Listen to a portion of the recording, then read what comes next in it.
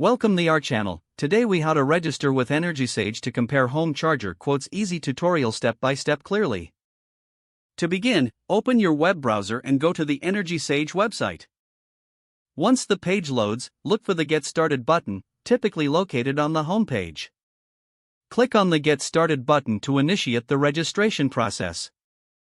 You will be directed to a registration form. Fill in your email address in the designated field. Next, create a secure password that meets the specified requirements.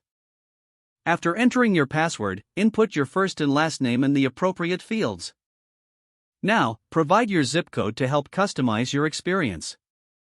There will be a question about your current energy provider. Select your provider from the drop-down menu. If your provider is not listed, look for the other option and select that.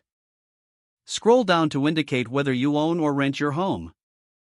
Choose the type of electric vehicle you own or plan to own. You will also need to answer a few questions regarding your home energy usage. After completing the questions, review the information for accuracy. Once satisfied, check the box to agree to EnergySage's terms and conditions. Click on the Create Account button to proceed. You may be asked to verify your email address. Check your inbox for a verification email. Open the email and click on the verification link provided.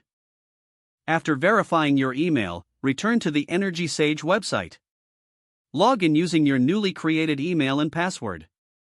Now that you're logged in, navigate to the section for home charger comparisons. Select the Get Quotes option or similar to start comparing charger offers.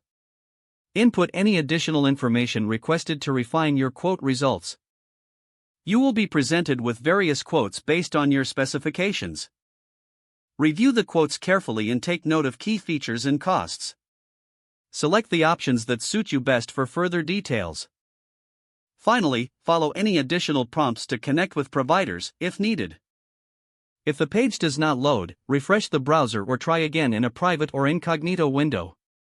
Don't forget to like this video and subscribe to our channel for more step-by-step tech guides.